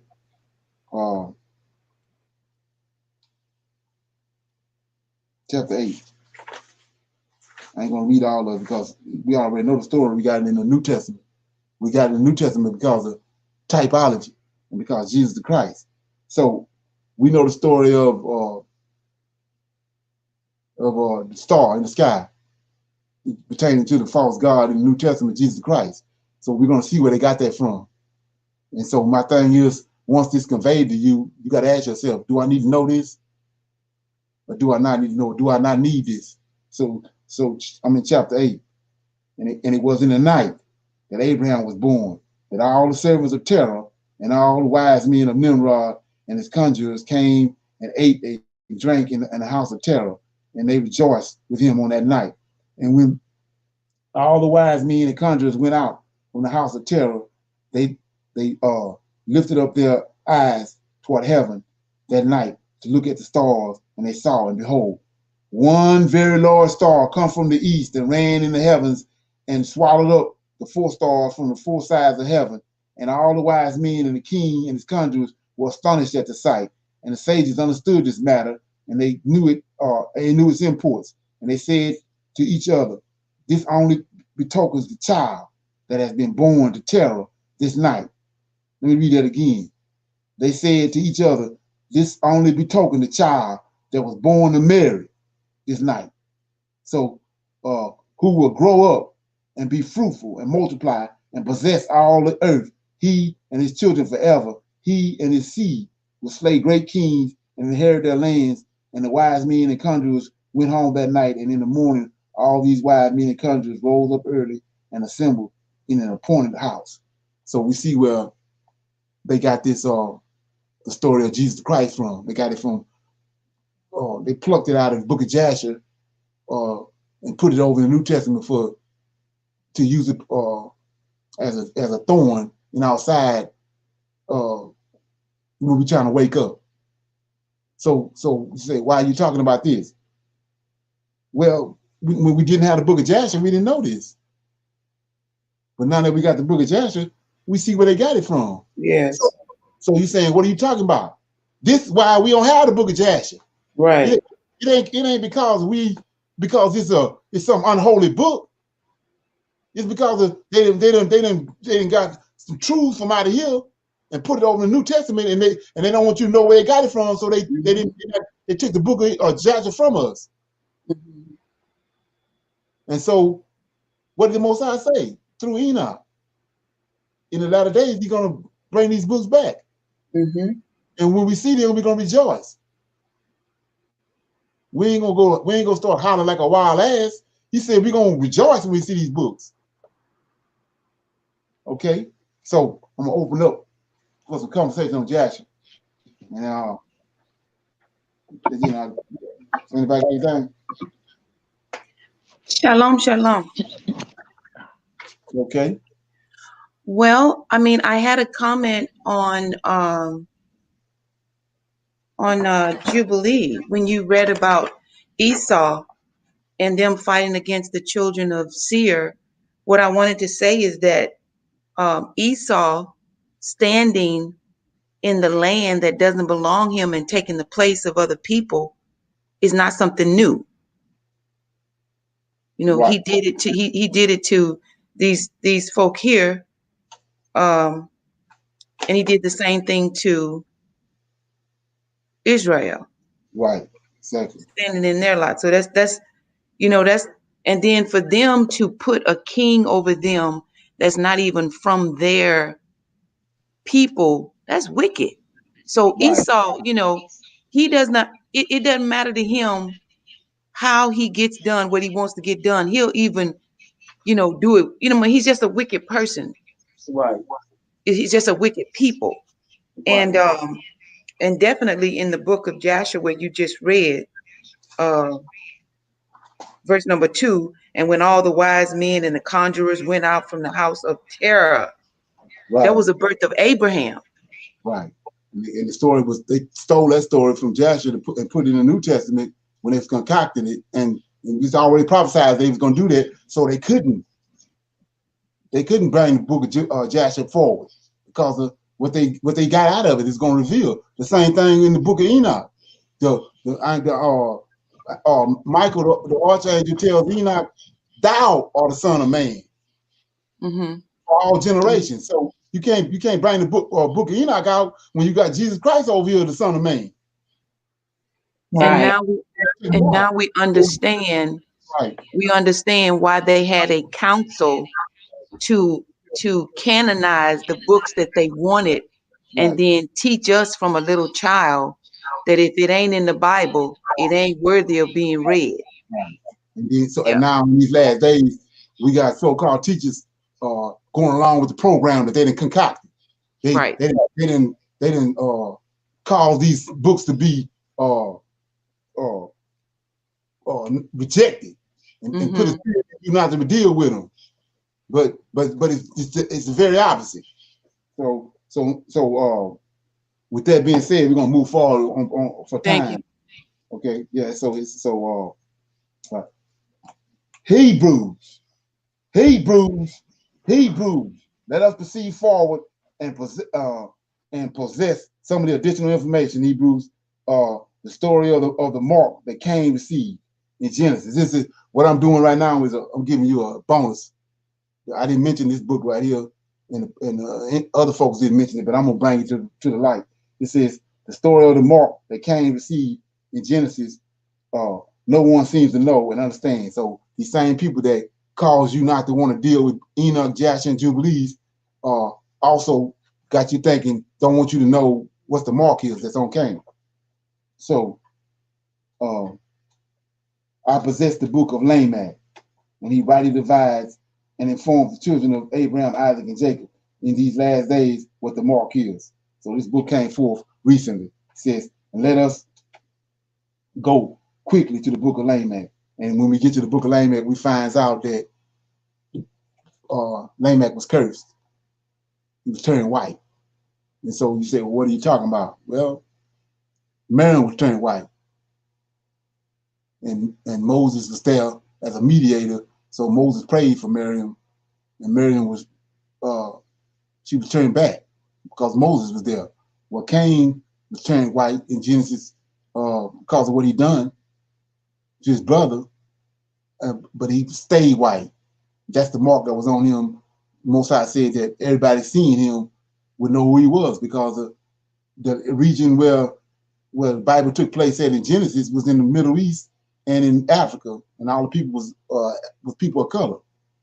So when he took the pigmentation and melanin out of Cain, he left him white. But the powers that be and the people that's in charge today don't want you to know that. So, like I said, that's why that book's been hitting all this time. But now, because the Most High is in charge, they all coming out because we're at the very end. So what's happening is these books coming out is signs for the Israelites in these latter days, right? So Hebrews, it was told to Enoch long, long ago that the Gentiles would get all Hebrew records and change them. I read that in Enoch chapter 4, verses 10 through 13. So just as Enoch and the Gentiles, the Greeks, scattered Jacob's seed, the 12 tribes, so also did they scatter Jacob's word, scriptures that was given to them by the angels and the prophets. Just as Israel has to be regathered, so does the scriptures have to be regathered. So in closing, I would like to convey a small bit of history for all Israel's, to ponder on when I get off. So I showed you that the Most High said everything was going to be vexed, and everything was going to convert everything, all His word, right? So let's look right here. We know. I mean, well, most people might not know, but in case you don't know, I'm gonna open this up, so we ain't got a fumble with it.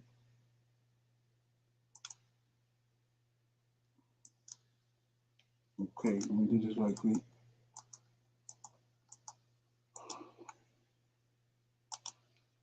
Okay, see this right here? This is to the picker. It's for all the people out there, they'll know. Believe me and understand, I know that a lot of this is garbage. I know this.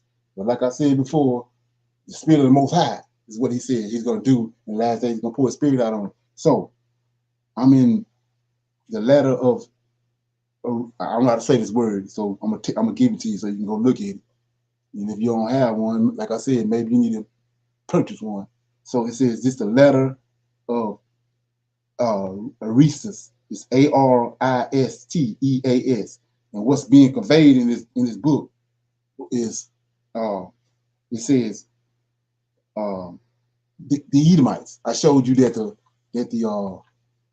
let me do that right quick. We got time. Let me do this right quick.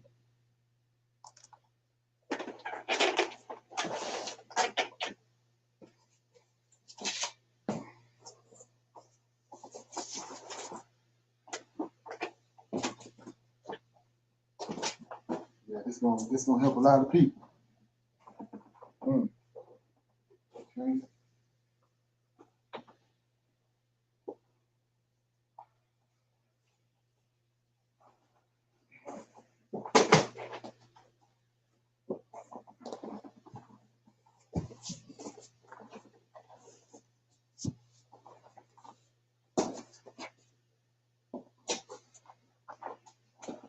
One minute.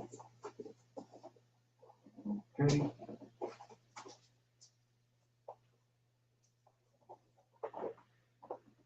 See?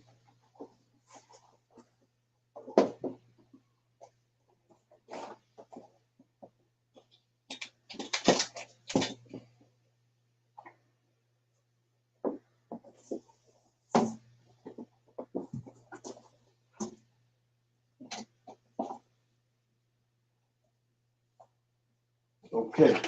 So what we've been over this before, but I have to go back and do it again. So we see behind me, I showed you in 143 BC, this is when our forefathers left Israel. This is when this man came. Enoch Epiphanes. This is the Antichrist. So this ain't rightly divided to us in the Tanakh, right? So that means the Tanakh been skewed. So I'm showing you right here that they left right here from Judah and they went over here and they settled right here. That's where they was picked up at.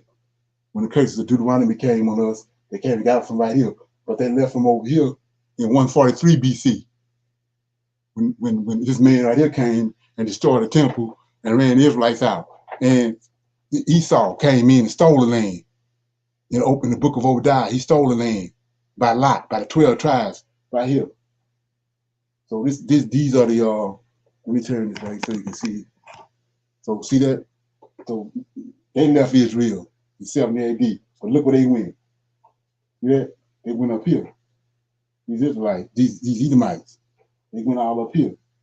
So during the time of this man, right, when Alexander came, and he comes out of that lineage, out of the Macedonians, he came out of there. They destroyed him. Where when Esau stole the land, and goal was to rule two lands. When you go to the book of Maccabees, his objective was to rule Judea and Egypt. That's why Queen Elizabeth can say that she proceeded forth from the pharaohs and from the kings of Israel, because these fake Jews was controlling Egypt and they was controlling they was controlling Egypt and Judea. So you got Edomites in all over Alexandria, Egypt. They came from Abraham too, so they speak the Hebrew language just like Jacob did. So they wanted a copy of the Tanakh in Egypt, but they wanted it written in Greek. So this is where we're gonna pick the story up in.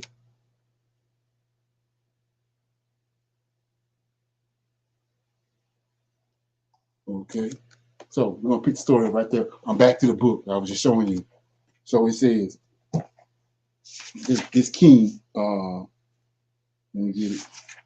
This king Darius wanted to they got a library in Alexandria, and so they want a copy of this Tanakh. So he sends a letter to these fake Jews, the Jews in Israel. He says, and now make the following further report: scrolls of the law of the Jews. I know, and I'm hearing people putting all this emphasis on the law when the Most High he skewed. Hold on, let me get this right. Let me get it right. The Most High,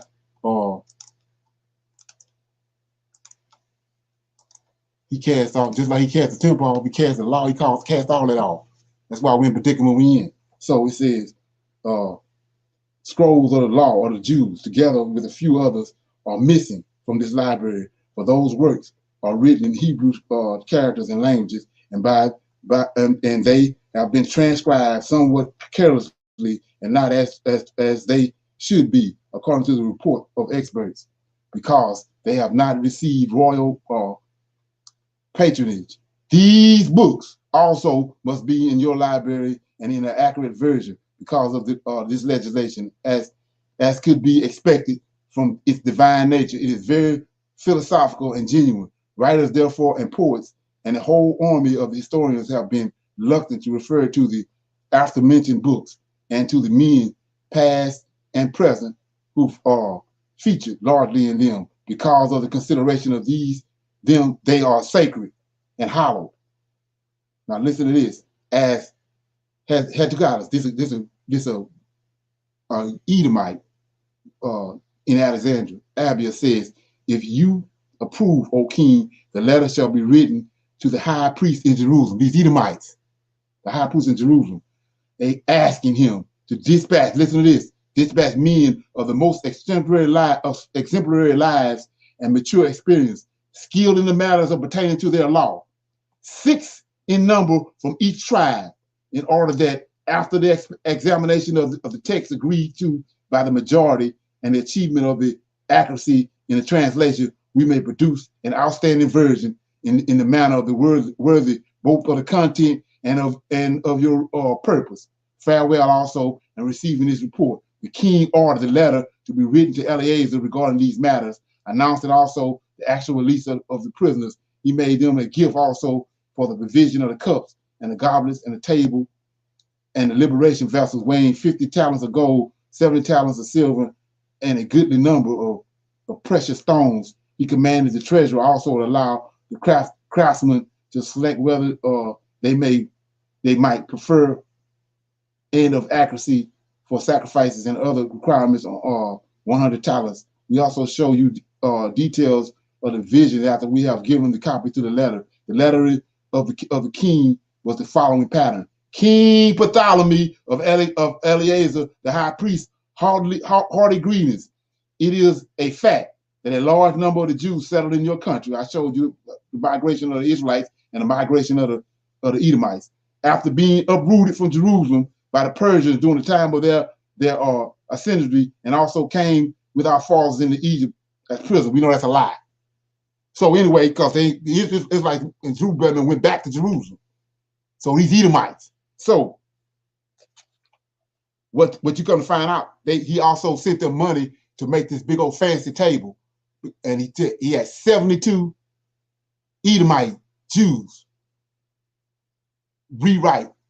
They're the ones who wrote the Septuagint. They wanted it in Greek. That's how we got Septuagint. So, like I said, chew on that. You know, so like I said before, our enemies Like I said, both here. Let's look at it. Only reason why you getting a different version of it because they had no understanding on they didn't know what to skew and what not to skew. So they just before they concocted JC. So let's look at it.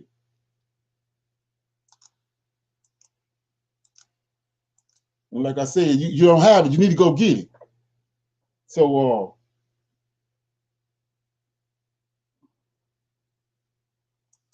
this man right here, Enoch Epiphanes, wicked as hell. We just read in Jubilees, Jasher, all of them, how wicked these Greeks is.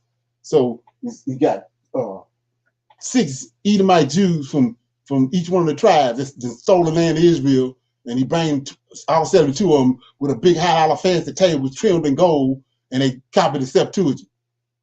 They wanted it in Greek. The Israelites right over here on the west coast of Africa.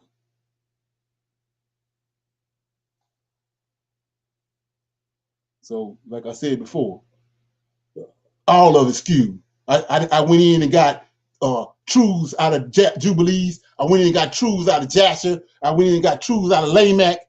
And I went in and got truths out of Enoch. And I also dealing with the Breton Septuagint. And Edomites concocted it.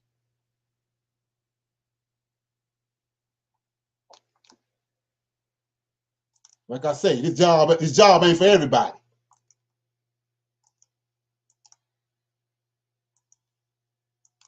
Okay. So with that being said, let me give you another. There you go, right there. Don't go against whatever. Okay. So, like I said before, Mosai said that for us, my father Enoch, which is, I mean, if you're gonna deal with, Zechariah, and you're gonna deal with Hosea, why in the hell you ain't gonna deal with Enoch? He was sinless and was taken up. But you will be evasive of what he got to say, but you gobble up what these minor prophets say. And then Edomites is responsible for the Septuagint. Cause what would a Hebrew want to do with the Tanakh written in Greek? The Edomites. And I just showed you in one of the books that you running from that these Edomites were summoned to bring 6 from each tribe. And they went to Alexandria. That's how they got the Septuagint, the Breton Septuagint.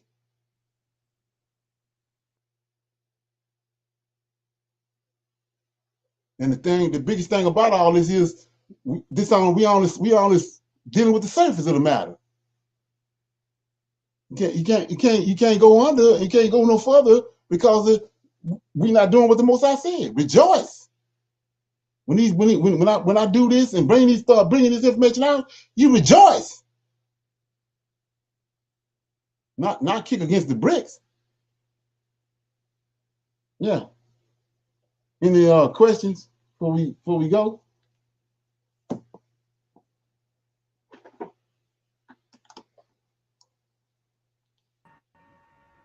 I just wanted to say that I recognized, and just like you read about Abraham and his birth, they how they take it and make it Jesus, and they also did the same thing for Solomon. Because you hear a lot of people stand on the street corners talking about Jesus and Solomon, or they have some type of controversy about that.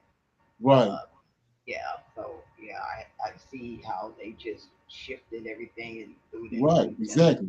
I make everything all brand new when it's not. Right, right. So you can't. I mean, it's something wrong if you.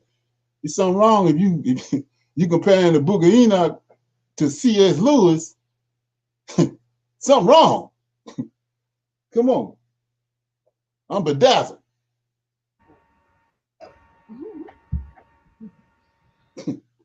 Come on. Okay. So like I said, with that being said, we're gonna anybody got anything else? Any more questions or anything? So we right at the 2-minute mark, 2-hour mark. So what I'm gonna do, being there, we waiting on this line to show up. I'm gonna hit you with this line.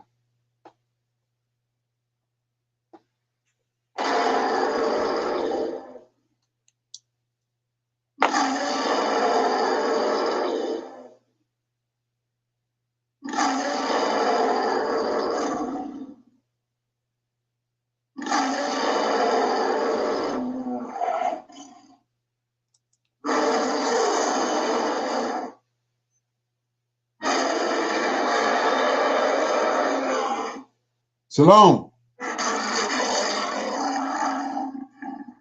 Shalom.